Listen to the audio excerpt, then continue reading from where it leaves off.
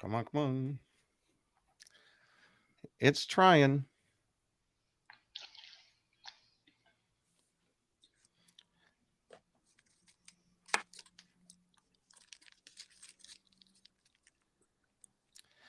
I have a spinning wheel. Hopefully it will start in a second. Luke, can you?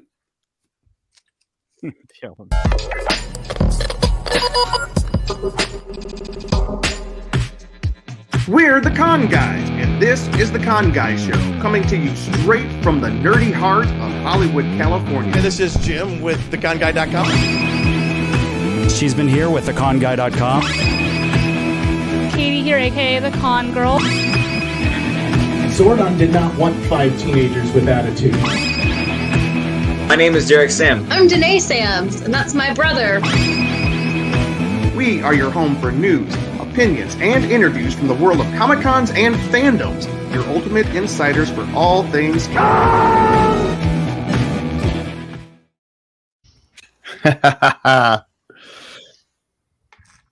Welcome to the Con Guys Show, everybody. This is the official production of theconguy.com, your home for news and interviews from the world of Comic-Con and fandom all across that universe. And my name is Jim Fry. I'm one of your co-hosts tonight. We have a very cool, very special guest tonight. We'll introduce him in just one moment. But before we do, let's go around the room here and introduce who we have with us tonight, starting up here with Katie.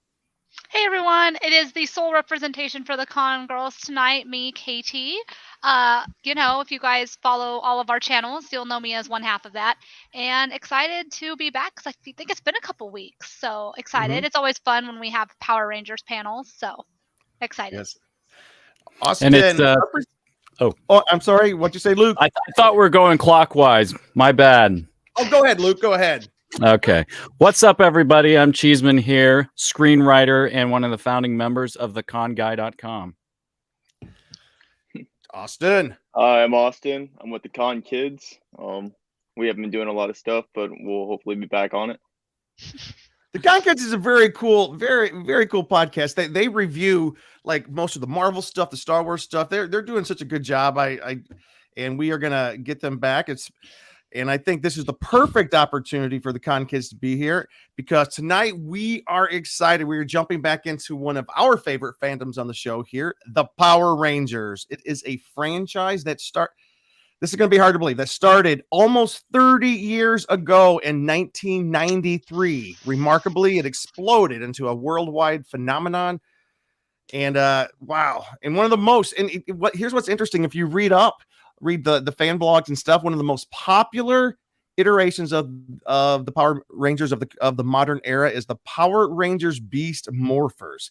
It's where a secret agency creates a new team of Power Rangers by combining a recently identified substance called Morph X with animal DNA. Soon the Rangers are tasked with defeating a computer virus from another dimension. And tonight we are so excited and so privileged to be speaking with our special guest, Jazz Baduwalia. Can you make sure I'm saying your name correctly? Jazz Baduwalia. Okay. Jazz, who plays the Blue Ranger, Ravi Shaw, in Beast Morphers. And it's kind of cool. He is the very first Indian actor to portray a Ranger in the franchise. Jazz, we are excited to have you. Welcome to the show tonight, man. Thank you so much for having me, guys. You know, I always have to have this with me when I do these. Ooh, yeah, look at that. 360. He's got his helmet with him. How you guys excited to be here and answer any questions anyone has and just come on here and just talk to you guys. Well, you're not as excited as we are because we've been trying to plan to get you on for a while now, so we're super stoked about it. But I do have to make one cool announcement for everybody who's watching. Jazz is part of a very cool appearance coming up, which is WonderCon, April 1 through 3 in Anaheim, California. WonderCon is coming up, and Jazz is going to be part of our special panel celebrating nearly 30 years of the Beast Morphers. I can't give you much more detail right now. I can tell you that Jazz will not be the only Beast Morpher on the panel with us. So we are going to be having a lot of fun, and there'll be different Power Rangers from across the years. And I just can't wait. And again, It's going to be on the weekend of April 1 through 3. Towards the end of the podcast today, Katie will jump in and give us a little bit of information about WonderCon coming up. But first, we want to jump right into talking Power Rangers, talking Jazz. Jazz, I just want to know what's been going on with you lately, my friend. Oh man, this year has been very, very blissful. I've been auditioning a lot for amazing projects that my agency's been getting me for. Just got done filming a short film called Nidstand. Should be out in about 2-3 months, either on Amazon Prime or depending on what kind of distribution deals they get in with. Also have a feature film coming out in about May or June-ish area. It got picked up by a fairly big studio, so hopefully I'll be on the lookout for that. And then just been spending time with family and friends, girlfriend, just kind of hanging out. Yeah. Without giving away too much information, what part of the country are you in? I'm in Reno, Nevada. Oh, nice. Ooh. Nice. The desert. How far is that from Vegas? That's about 7.5 hours. Okay. That's Luke's Wow, priorities. Yeah, that's my priority. I mean, I'm going to 311 Day coming up with the band 311, so Nice. But that's actually a shorter drive from LA to there than wow. LA's closer You're than at. Vegas than Reno, as it sounds Gotta like. be like, my I'm my flying. uncle and aunt used to live in Reno. They love it. Yeah, it just snowed here about 2-3 days ago.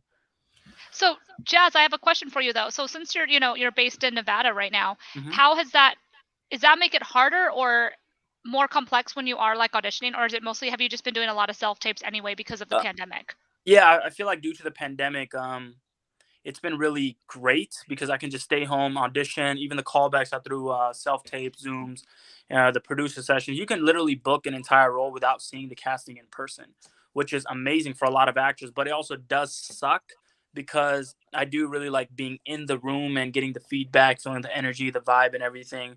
The only thing is, I think the only benefit that self-taping at home is that you're relaxed and you're able to send in a tape that you feel best about. But the negative is you get too much in your head and then not the good take. You're, trying to make it right. And when you're in the room, it is, you give it your all, then you leave the room. That's what I really, really miss. Yeah, plus, makes like sense. they'll give you an alternate take, or maybe they'll give you one like small note. Like I've done some acting in the past, but Mhm. like I can totally see that. Or like even just the charisma of a person also can, bring Exactly. something into the Yeah. audition. Person is third dimensional. When you're on a tape, it's second dimensional. So that I've said that would be the only downfall of self-taping a lot. Yeah. Cool. Hey, can I ask you a question? It's specific to Beast Morpher, specific to my light just went out. That was weird. Tell you what, I'm gonna let Luke ask the next question while I fix my light.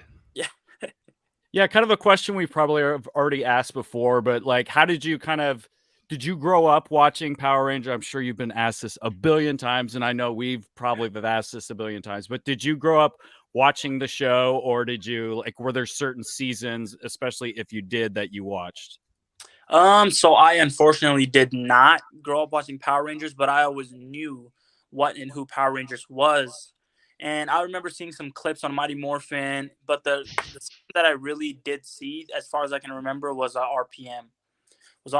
But yeah, I've told a lot of fans this, which they're like, "What? You didn't grow up watching?" I always like I said, I always knew what Power Rangers was, but I just myself did not watch Power Rangers. What kind of shows did you grow up on that kind of like made you a fan of media and acting and all that?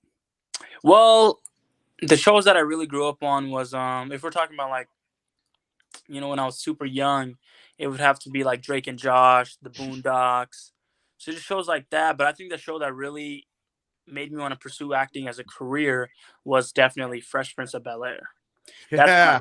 That's when I saw Will Smith, and I remember seeing it, and I was like, at such a young age, watching it and just thinking to myself, like, this is what I want to do for the rest of my life. I don't care how long it takes. I don't care how much I have to sacrifice, or no matter what I have to do, this is where I want to be. I want to be on a series as one of the lead actors. And, about 7-8 years later, that finally happened. That dream finally came into fruition and got Power Rangers. Now, with that show coming back, I'm sure that's got to be like a dream job for you. That Oh if my you could book God. a role on that. Yeah, it's called Bel-Air. I'm already caught up. I just so every Thursday new episode drops. So I'm waiting for Thursday. That was actually the character that plays young Will. His name is Jabari. That was his first big role that he booked. which Oh, is wow. so exciting to play such an iconic role, an iconic TV show that everyone knew about. And he's getting to play that. I would love to even, get whatever character I can in that show just so I can relive my dream and my childhood. Wow. Austin, what questions do you have? I wrote them down. Hold on, let me look it up. It sounds like he actually kind of probably grew up with some of the same interests as you did. Like, Yeah. I'm not Yeah. sure how far apart in age you guys are, but the Drake and Josh and all that stuff. I remember Austin watching a lot of that. And then when the first season came out, I think his mom was in I was in 4th grade, and then his mom was probably in 6th grade. So Austin was definitely, hopefully not being thought of back then. No, I watched tons of Power Rangers. Like, it was ridiculous. I had this blanket. I think I went to bed with it every night for like 10 years. Like, I was like 15 when I finally got rid of it. But He still my has goodness. it. He actually has Still it on has right now. Okay, maybe. He's wrapped up in it. He's wrapped up in it. Oh, yeah. So, this is definitely really cool for me to actually talk to somebody who's been on set with that. Yeah, and it was crazy, man. Our season was the one that we had the original Red Ranger come back. We had Austin St. John come back, and that was crazy because Chip, our executive producer, he would not tell us any spoilers until it was about a week before.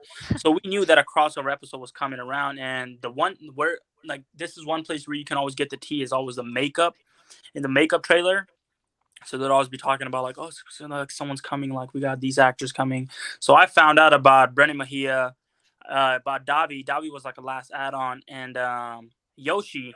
But then when Chip told us, he sat us down at the table reading, and he's like, yeah, you guys are also having Austin St. John.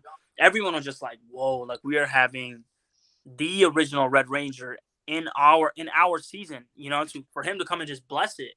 So when he did come, he was such a humble dude, such an amazing dude. He is literally everything that you see on Instagram, everything you see on TV. You can literally ask him about anything and he'll answer truthfully.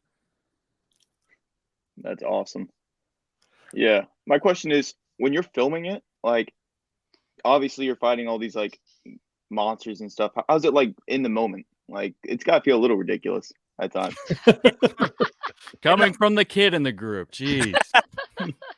I mean, that'd be cool, but I'm thinking in my head, it's got to seem like one of those awkward moments where you just like pretending to shoot something at a guy in a costume. Exactly. It was at times. I mean, that's where, the imagination comes in from. But it was funny because you would see like it was a stunt, the Japanese stunt doubles, the stuntmen that would put on like the rubber suits and everything. So we were never actually in those suits and fighting in those suits.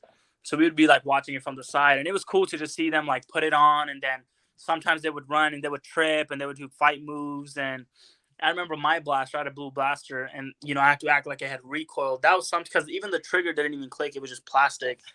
So sometimes it does, or like you're waiting for someone to morph, or you're waiting for like because we had Blaze and Roxy, we wait for them to morph, and we just have to freeze there.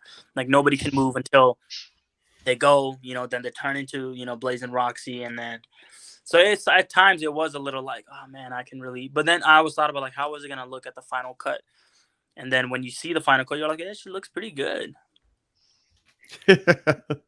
Sick. Did you have another one, Austin? Yeah. What's your favorite story? Like talking with your younger fans. Like, I'm sure you do a lot of panels like this, or like at the Comic Cons. My favorite story with the fan. There's been a lot. I think I just had the recent one I just had was I was in what is it called? It was Arizona, Tucson, Arizona. And I had this one fan named Marissa. So she's been like DMing me for like the last week since I was announced of coming at Harley and Comics. And she's like, oh my God, I can't wait to see you. Like, I'm so excited. Every day, like, I just made this shirt, like, blah, blah, blah. And then when I did see her, it was like because it's the first time she had seen me, and she started crying. And then I think when a fan comes and they're genuinely happy to see you, I think that's what really gets to me. So, I gave her a hug. We made a couple of videos, made sure she left home with some presents. And, that's my biggest thing is leaving a fan really happy. That's awesome. It's a different experience. It's not the same thing that I say to you that I'm going to say to this fan, that I'm going to say to this fan. Everyone is very exclusive, and everyone gets a personalized experience. Now, really have cool. you ever been like super starstruck, or is there anybody out there you think you almost got to get like, oh my gosh, I'm around this person right now? I think. Fresh Prince, I'm sure. Oh my god, Will yeah. Smith. So I did a commercial with Kevin Hart back in 2017, 2016, 2017. Very cool. And you know, because they didn't really say that he was gonna be on set. So when they flew me out to Moab, I was there, and they're like, "Yeah, Kevin Hart's almost here," you know, like. And then I saw his RV pull up. He gets out, and I thought I was gonna be a lot more starstruck, but it was more like, I looked at it more as like, this is very achievable to get to that level, if that makes Yeah. sense. I'm like, this is very achievable. But let's say if I did see Will Smith, that's when I'm pretty sure I would lose it. I think I would lose it. Yeah, my because that's one dude that I've always looked up to when it came to this career. And as a person, he has such useful advice just to give to the young minds and, you know, to everyone that's willing to go into this career or any path that they want to follow in their life. Yeah. Maybe you were more impressed with Will Smith than Kevin Hart because you're probably so much taller than Kevin Hart, I'm sure. Because he had his body double too. He was 5'3", 5'4", so he came to like right here. So when we were filming with Kevin was about right here. But he has so much charisma that, you know, he looks like he's 6 foot just with how he carries himself. Yeah. Wow. The one thing that I really admired and I really got kind of picked up when I saw you and you were talking to Jacqueline and you were talking to Abraham, you guys really seem to have a bond. Could you talk a little bit about, like, bless you, like the bond that you guys formed on set and kind of where is that today? So, you know, as far as I think everyone kind of knows, we were just literally 8 strangers that picked up our life from the US and moved to New Zealand and had to force the bond with each other because we were all we've had. But with our cast, it was immediate. It was about a week into it. We were all like, let's go out to eat here. Let's go out to this club, or let's go do this. Let's go to do this. And then even coming back, because a lot of people, like when they film, they're super tight knit. And then they come back from filming and then everyone kind of goes their separate ways. But it's been very different with our cast. We all still keep in touch. Every time we're at conventions, we're all very, very like, oh my God, how's everything been? So that's the thing. We don't, if we go about like 3-4 months without seeing each other, when we do see each other, it's as if like we've never left. So we have a lot of memories. You know, recently it's been me, Rory, and Abraham. We've been getting super close, you know, doing these conventions.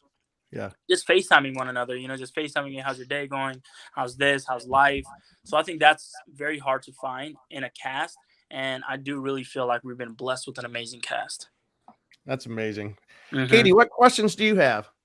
I have a few. Okay. So the first one, Jazz, is what is one thing that you probably miss the most about filming the show? I think the number one thing that I've missed the most is not auditioning. So when you're on set for X amount of time, you don't get to audition, obviously, because you're filming for so many months. And also, I think it was a privilege to be in New Zealand. No one really gets to film in New Zealand. So filming in New Zealand and filming something like Power Rangers was definitely a treat. And the number one thing that I want to do is when hopefully they call us back for crossover episodes is hit up this one spot called Sensational Chicken. Has the best chicken that I've ever tasted and it was in a convenience store. So really that, and I also really, really do miss the crew. Like the crew was literally family to us. Nice. So the other one is, you know, being the first Indian actor to play a Power Ranger, how much has that meant to you, and how much has it meant to be able to be a face for other people and be like, oh, he looks like me? How much does that carry with you? Like, I'm sure it was a big thing for you. Oh, are you kidding me? I didn't think it was going to be possible. You know, when I did go into it, I was like, oh man, like, you know, I'm like Indian. They never had a full Indian Ranger before. Like, what if this doesn't go my way? Which tends to happen in auditions. Well, this doesn't go my way. So getting to the final point, and especially hearing from Chip himself that I was the first one to get cast in the series and now looking back at it, and even if you search up the first Indian Power Ranger and I pop up. And I think that means a lot to me, and it holds a lot of weight in my life just so I can be the proper example, role model to people in India and have them see a superhero. Literally, we're like the Power Rangers, literally like Avengers, and seeing a superhero that looks like them, and especially having a toy made after him, I think that tops it all. So it does, and every day I'm very grateful, and I walk every day with gratitude, and I feel very, very blessed to have gotten iconic character in a role like this to portray to all the Indians, to tell them that it's possible to pursue something in Hollywood and make a name for yourself. Awesome, Yeah, and thank you. that's go ahead. Sorry. No, Go you're ahead, good. Katie. Go ahead. Okay, I was going to ask one more question because you did mention Avengers and Endgame, and right now in Hollywood and in the media, we're experiencing a lot of like the next generation of stuff and a lot of nostalgia and a lot of, big huge movies like, No Way Home and Endgame where they're bringing in all these different universes. Like would you want to see a massive like multiverses of Power Rangers unite in like one big event? I feel like if it was done right and it was on a movie, I do really feel like it would do really, really, really well.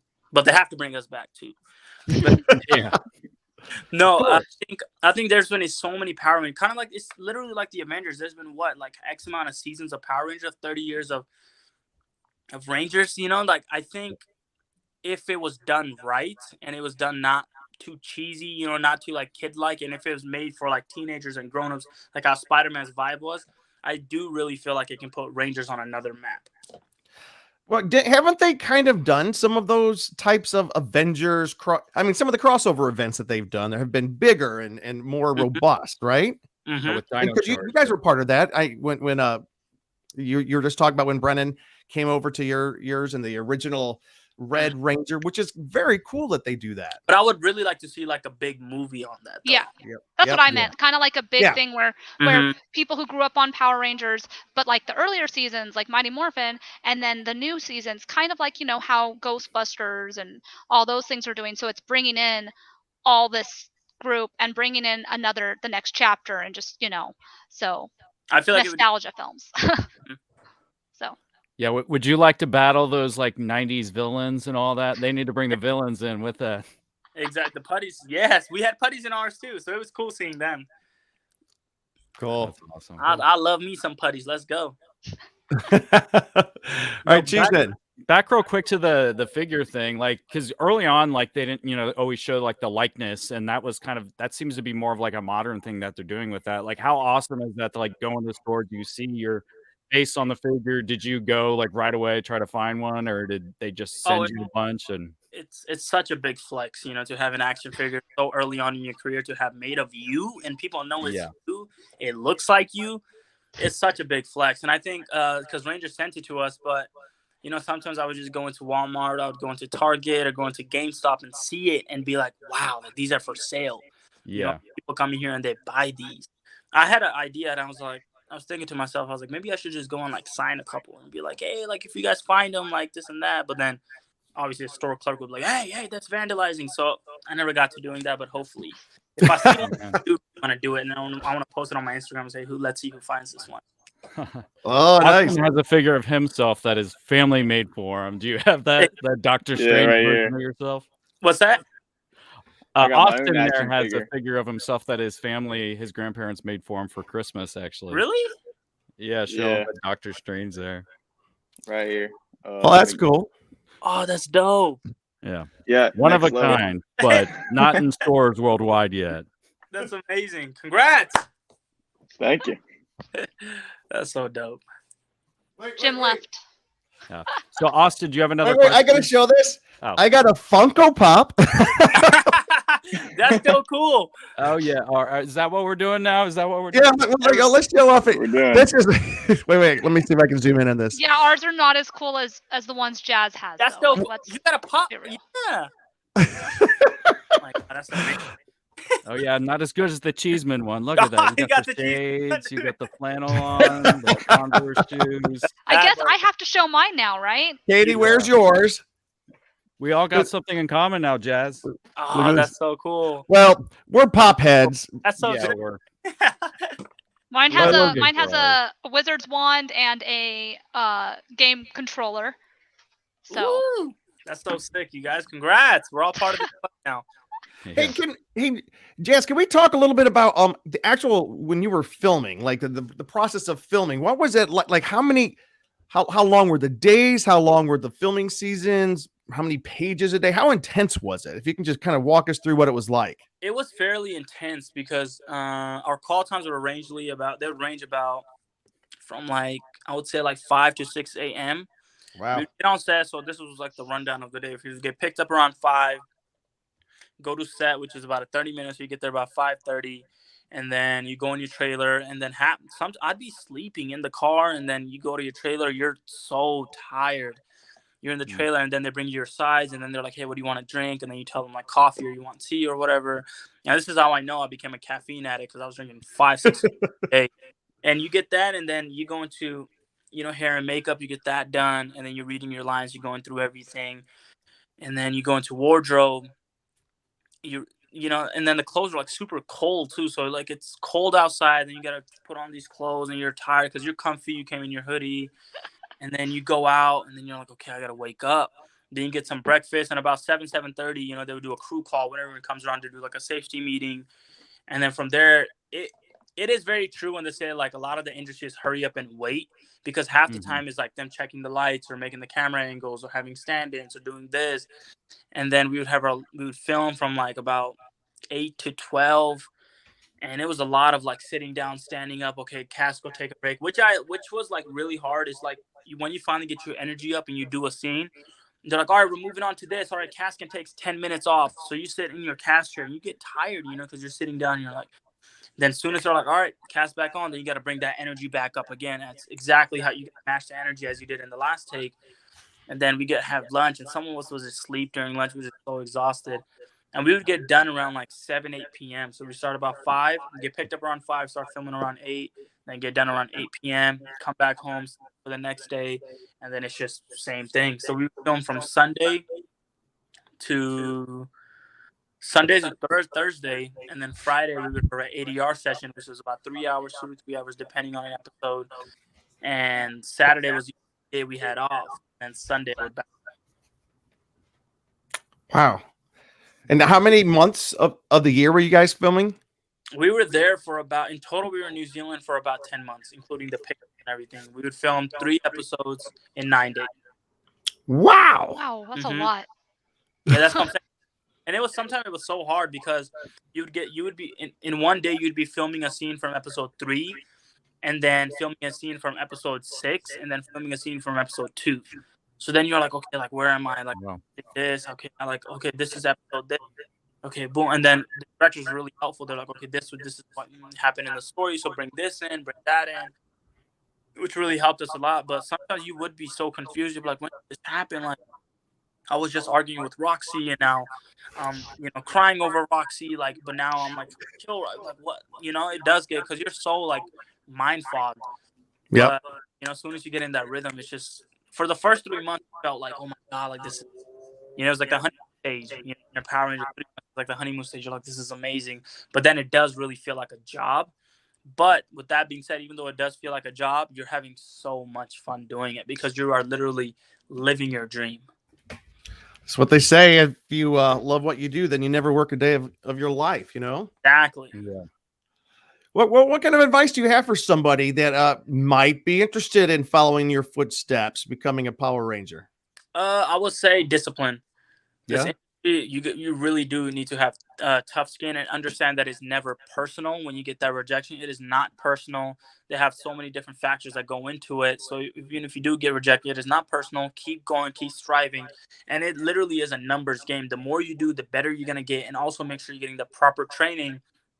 And if you are trying to, become the next Power Ranger, Iris Hampton, she's been casting all of them. She casted my season. And she is literally amazing. And then you can find, I think I saw it today. Someone posted that they're casting for the new season. Yeah.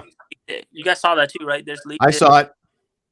Yeah, I think, and then just seeing that and not just getting the script and just doing it and then sending it off because you're so excited. Actually take the script, work with an acting coach. If this is your first time acting, work with an acting coach. Make sure you really have the scene down. And then do it. And if you have physical abilities, and you put that in, worry about that at the end. Don't make that your number one. I had zero martial arts experience, and I ended up getting the role. Rory has zero experience. He had dancing experience. None of us really had any, but we just knew that acting was the one that mattered the most in our season. and then we just needed to. It's choreography, so we just needed to know how to move. And with that, I met with a local 300. It's called 360 Martial Arts in Reno. I met with him 7 days a week until my callback.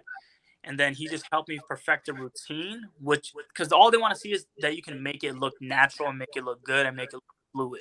And if you can do that, you don't need to do all this fancy. Because a lot of people I saw in the audition were doing way too much fancy stuff, doing backflips with like hook swords and this and that. And literally everyone that got cast in Beast Morphers had none of that. We all of our stuff was very simplistic, and I think that's literally what they go for.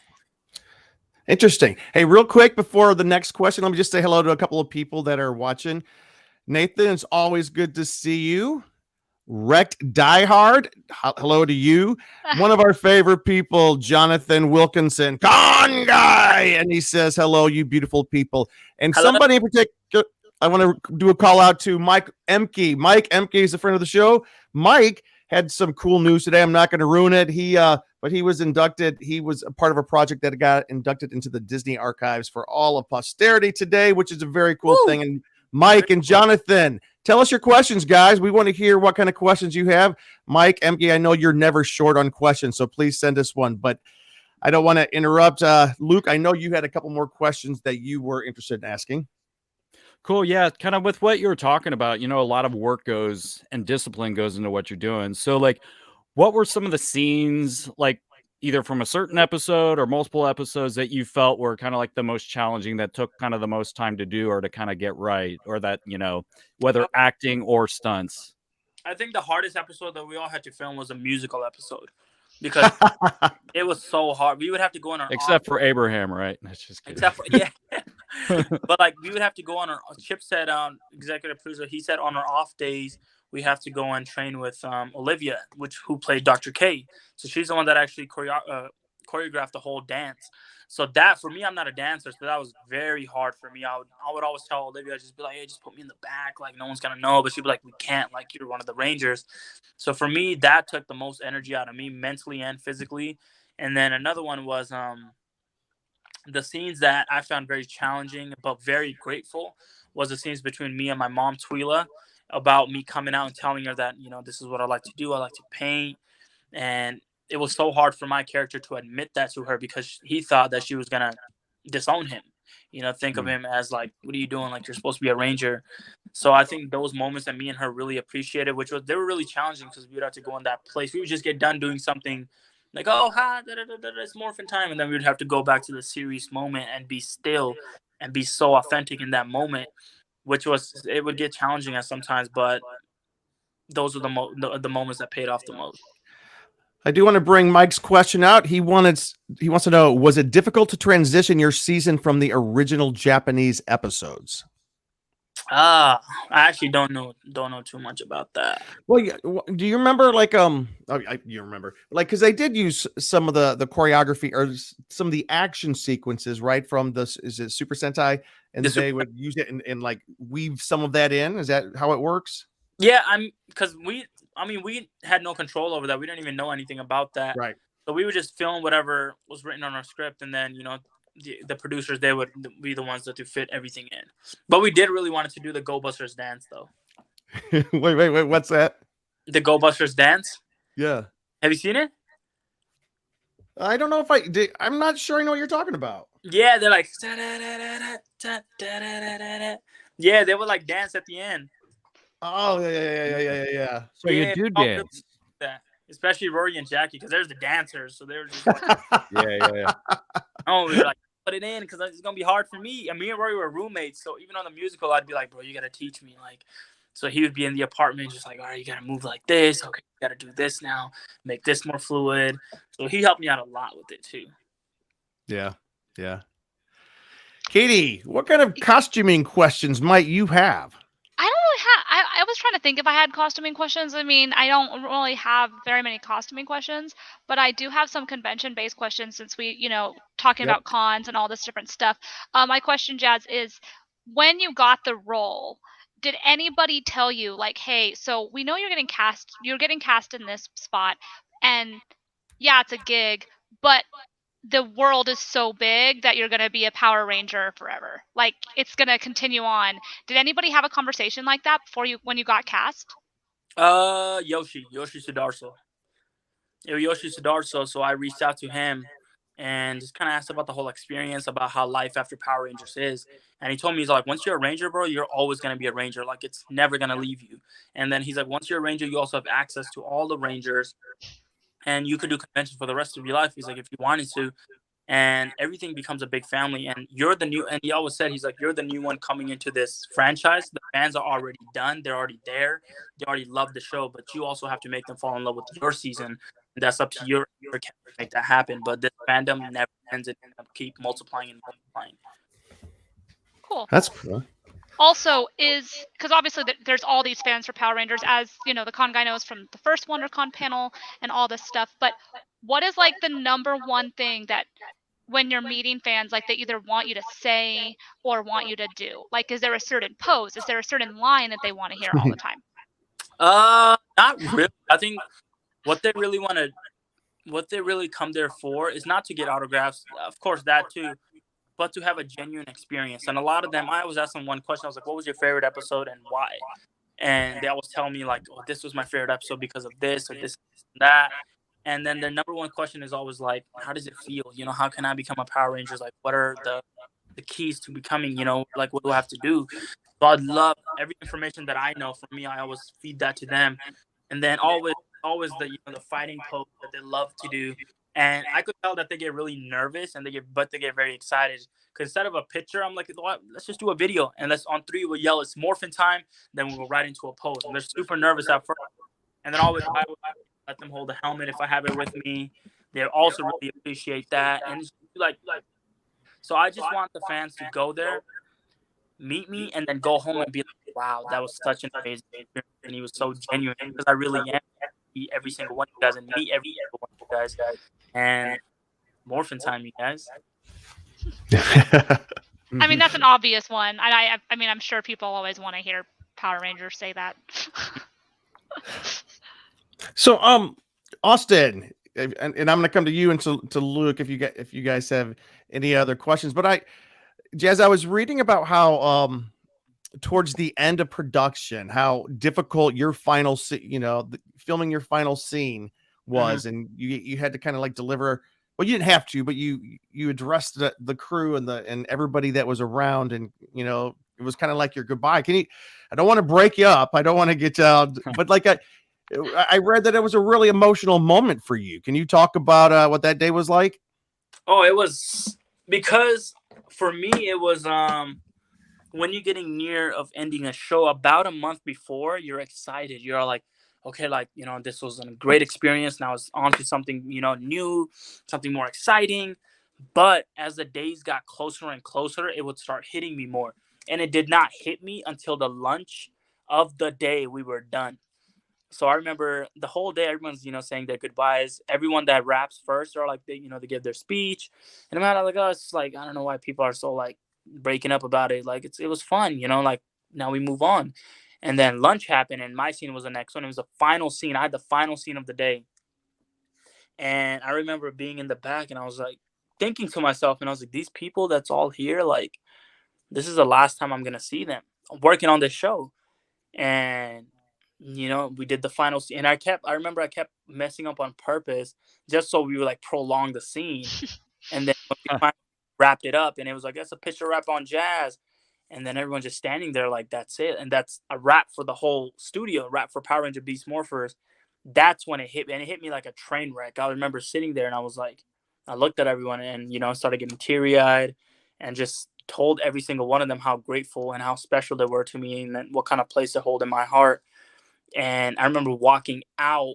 I didn't cry there. I remember walking out and I just lost it. I was just like, oh, like, this is it. You know, it hit me hard. I remember going in the trailer. Going in the wardrobe trailer. I was taking off my costume. And that's where, like, I was breaking down. I was like, this is it. It's the last time I'm going to put on this suit. It's the last time this is going to happen. It really tore me up. But what really made me feel good was that I still have access to most of the crew members in New Zealand. And we talk, catch up, you know, how everything is. But, yeah, it was really bad for a minute. I remember flying back. That was really bad, too. Yeah. So do you think it'll make it even more special if they do kind of like bring you back for kind of a cameo in maybe one of the newer seasons? Oh my God, yes, yeah. Most definitely. Just to see their faces, just to talk to them. How's everything been these past 4 or 5 years? How are you guys in COVID? Like everything, yeah. Oh my God, yes. They need to. They need to bring back the Beast Morphers. Yeah. Well, there's, I guess they have a movie that they're preparing, right? A feature film, from what I understand. That's what I saw on like Variety magazine, on Deadline too, that they're making a big budget feature for Power Rangers. But there's been no more talk about it, so I'm pretty sure it's still in development. But yeah, like it needs it. Power Ranger needs that reboot again. Yeah, I wonder if it I wonder if the momentum slowed down because of everything being closed these past couple of years, and I'm sure. because I think that might have slowed down because New Zealand itself was completely one of the places completely locked down this past couple of years, so there wasn't a lot of production going on there. So it looks like things are starting to open back up, so maybe something will come up. Hey, well, let me ask you this: from the other seasons, have you made friends with any of the actors from other seasons that you kind of like to pal around with at all, or that you keep in contact with? Yes, so I mean, the main ones that I keep in contact with is like Roger Velasco. Roger Velasco, super cool. Christopher Kamen Lee, Justin Nimmo. You got Brandon Mejia. You got Yoshi. You got Peter. And then from the newer cast, Hunter, super dope. Hunter, and then Kai. You got Chance. I mean, and congratulations to Chance. So he just got engaged too, which is crazy. And Congratulations. And Russell, yeah. So it's been, like I said, like once you're in the Rangers fandom, like once you're a Ranger, you have access to all the Rangers, and some Rangers you just get super close to, and some of them they're just part of the Ranger family. That's cool. Nice. So what we're going to do is, because we are kind of coming close to the end of the show. We're not quite there, but we're approaching it. I see the signpost coming. I'm going to let Jazz take just a break there. Katie has a couple of announcements about conventions, especially one that we are excited about. So Luke and Austin, if you guys can be thinking kind of like what your final questions might be of the night. All right. Yeah, so today, with absolutely zero notice, WonderCon registration happened. Literally, I went on Twitter, and adjacent Twitter account of the con guy is the Comic-Con not official Comic-Con, but it's the Comic-Con blog. Not Comic-Con blog. What is it, Jim? The other Comic-Con. It's the unofficial blog.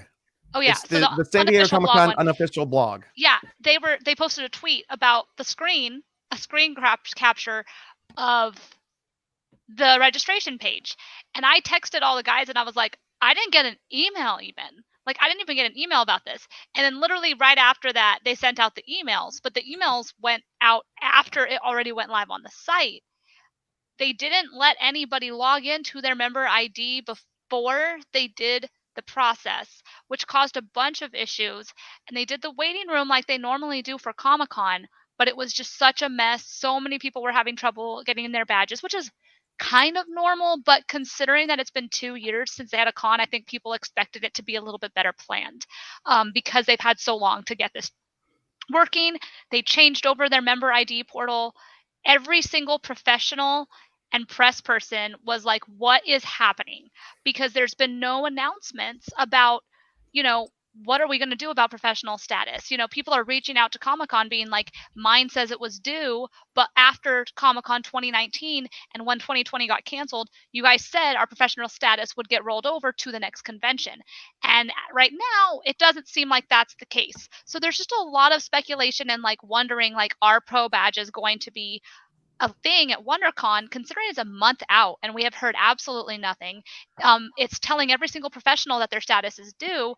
And normally the reapplication process for professionals is normally in like October.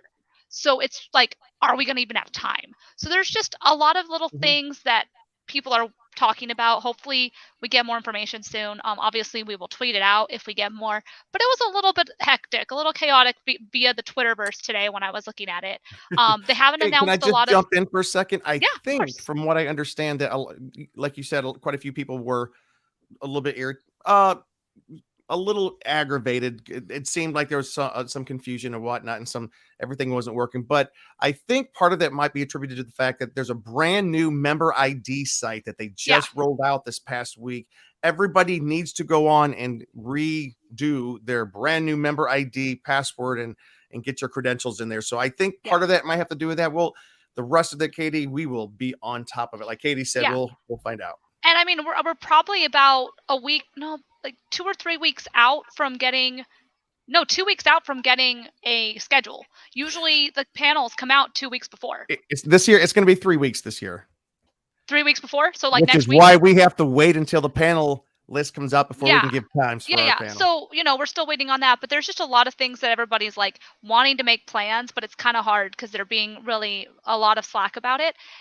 So I think a lot of people are just kind of like, I think it might be swaying some people around like, do I want to go to this? Because it seems a little bit disorganized. So hopefully it gets better. Hopefully we get more information soon. But we have no other information about San Diego Comic-Con yet, other than that it's happening. And yeah, that's that. Well, the hotel sale is going on too. I don't know if they're sold out yet. I know that the Hilton usually sells out fairly quickly. I've heard that the demand for WonderCon is pretty quick this year. The badges won't sell out this week. That's not going to happen.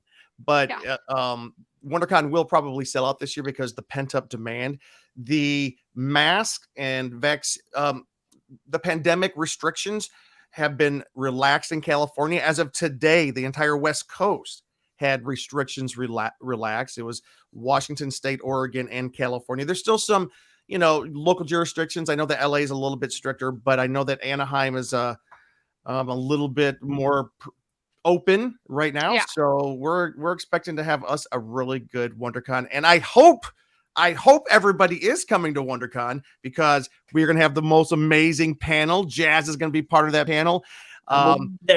Some of his friends, actually a couple of the people, there's a couple of people that he's talked about tonight on the show that will be part of the panel. Again, we can't make that an announcement just yet, but we are excited about that. It's going to be happening April 1 through 3 down in Anaheim, California. So if you need information about the hotel sales, just go to theconguy.com or go over to CCCI website because they're using On Peak. And I know that I've got a room right now. We have some people, our people that from out of town are reserving their flights to come in. So the fact that it dropped today, I expect to hear from Thomas Parham very quickly. He's been holding the flight. He's been like, when's it going to happen? I'm like, I don't know, but it's coming. We kind of thought it was going to happen this week, but I'm glad it did. Katie, do you have anything else about WonderCon? Not really. I'd say just stay posted to the Con Guy because we will be posting. I retweet all the time. The Con Guy retweets all the time. Just stay tuned, especially because we did talk about the mandates changing, but they could change again in 2 weeks. They could change again right before the convention. So if those things change, make sure you check those tabs on the websites for any cons you're going to, just so you're up to date and you're not surprised. Anything policies with weapon, prop checking, make sure you're very familiar with all those policies because you don't want to be waiting to check a prop and then find out you can't get it in. You don't want to be doing something or have something or not have say you're vaccinated and then they require vaccines. You don't want to not have your card. Just stay up to date. Like we'll keep you as posted as we can, but always check those fine print and everything like that. And the more knowledge you can have going into a con, the better. 100%. And I think Katie's right. Like, and especially this year, and we do have to kind of end here, but like, it's important to be paying attention to the health guidelines of wherever your convention is happening. I know that from what I understand, I think that the guidelines for this con will be similar to they were for Comic-Con Special Edition back in November. That it's either vaccination or proof of a negative test will be required, but it was fairly simple to get the negative test if you didn't have your card with you or if you weren't vaccinated. They had tents set up all over the front of the convention center. So, all right, I don't want to dwell too much on that. We will give information about that out. Thank you so much, Katie, for letting us know what's going on with WonderCon. But again, WonderCon coming up April 1 1 through 3, first through the third. It's going to be fun. We can't wait to see Jazz down there. Jazz will be signing autographs, signing photos. And maybe if you bring a special action figure with his face, he might even sign that. So, all right, Nice. Luke and Austin, let's end with some questions from you guys. Oh yeah. So you're basically already a superhero, you know, being a Power Ranger and all. Is there any other superheroes you'd want to be? Like, That's a good question. That is a very good question. That already like exist? yeah, or like could exist, like, you know, comics or something like that. I would love to play one of the superheroes in Blade. I think that'd be super dope. And I would love to be part of the Avengers somehow. I don't know if there's anything out there like that, but I think being a part of the Avengers would be dope. Well, this is the time to you know, because I mean, the new after Blade. Eternals, I think, and Eternals and Shang-Chi and all those, I mean, it's a good time to be. You're like, it's paving a way. Yeah. So That's cool. And Blade, like, you know, Blade's in production. Well, I don't know if it's in production yet. It's in pre-production. pre-production. Yeah, they haven't even hired all the actors yet. So, hey, let's start the hashtag. You know, Jazz for Blade. Let's do it. Do it. Right, Luke. I do have to say, nice shirt, Austin. We got the same shirt for my cousin. So I'm like, who wore it better? Let's just see. I switched it during the WonderCon thing. But my question is, you know, like, what was kind of like your favorite kind of like just downtime activity you guys did as cast, or just hanging out with the people? Did you guys have like a certain restaurant you went to, a certain game you like to play, or a TV show you watched together? I think about me, Rory, and Cosme, we would all do after every time we would get off the set. If we got off the set, if we wrapped around the same time, we would all go back to our apartment and play NBA 2K for hours. Then just Uber Eats a lot of food, and we would just be like, let's order this, let's order this, let's order that. And we also did really like the nightlife out there. Nightlife out there was amazing. And Katie, do you have any final questions? Yeah, it's gonna be another con one because, like, you know, that's just where my brain is at right now. What is the one thing, aside from obviously meeting the fans, what is your favorite thing about the con experience? Meeting other celebrities. I was at Mountaineer Comic-Con, and I met one of my other childhood heroes, which was Michael Rosenbaum. Yeah. On Smallville, you know, I was blasting that all over social media. I think I'm so excited every time I go into a con and looking at the guest list. I'm like, oh my god, because I met the voice for Goku, voice for Vegeta. So meeting them was like, oh, you know, like it was so cool, and it was cool because I would just go up to them and be like, hey, I'm a Power Ranger, like, can I like get a photo? And they'd just be like, yeah, like, come on back, come on. We would all be in the same green room. So I think it's a really great place to network too. Yeah. Oh yeah. And you've done some voiceover as well, right? Like for Madden and all that? Madden 21. I did the voiceover for the story mode, Face the Franchise. It was me and then two other dudes, so you could pick different voices. I was voice number 3 on it, and you could play the whole story mode of Face of the Franchise with my voice, which was weird when I heard it. Yeah. I was like, that's me. Like, why do I sound like that? You guys hate hearing you guys' voice on camera, like in video? I hate it. It was weird when at first, when I would rewatch footage, I'd be like, that's what y'all hear when you hear me? Like, you guys have to hear this. Well, as we wrap up, Jazz, I just have to ask you, 29 years going on 30 of a legacy of a franchise as beloved by millions of people around the world. Just if you can just describe kind of what's your favorite part, or what's important for you being part of something so monumental with so many people through like a lot of the fan clubs are called generations, from generation to generation. This is something that's been going on for generations. What does that feel like to you? I do feel like it's I think everyone that's had the pleasure of being a Power Ranger, it's a very big mantle to hold, because you automatically become such a role model to a lot of people, to a lot of kids, to a lot of adults. And to carry that with you throughout the rest of your life, it's a lot, but it's also so amazing because you can literally go anywhere and get recognized for the work you've done, especially being in something like Power Rangers. It's going to be on forever. I do not see an end for Power Rangers anytime soon. So being something a part of this it's amazing. And with that, Jazz Baduwalia, he plays Ravi Shaw, the Blue Ranger in Beast Morphers, and we couldn't be more excited to have him on the show tonight. Thank you, everybody, for watching the show tonight. My name is Jim. You can find me at Jim Fry LA on Twitter or James D. Fry on Instagram. Follow us at theconguy.com. Cheeseman, where can people find you? You can find me on Instagram and Twitter at Cheese on Couch and also on theconguy.com. Austin. Yeah, you can find me at the Con Kids, and then I think we have a TikTok now at the Con Kids. Yeah, I think so. you made it. You just gotta Yeah, I gotta learn how to figure do out it. how There's to nothing post on it. it. Do some dance. Do some I think I concrete posted dances. one thing. Jazz will teach you how to dance. Yeah, I got it. Oh, please do. Yeah, he's got you. Katie. Austin's on his way to be the most successful of the Con Guy crew, just saying. Yep. I'm Katie, aka KT_Christine, across all social media, including TikTok and Twitch. I'm trying to get better at getting back to Twitch streaming, so you can find me late night streaming and yelling at the game, because who doesn't when they're gaming. And also over at the Con Girls, I believe we're going to be having a show next month. We got to work out the logistics. We're going to finally do our hopefully serial killer central episode where we talk about why women are so fascinated by true crime. So hopefully we'll get that one out for you guys within the next month or so.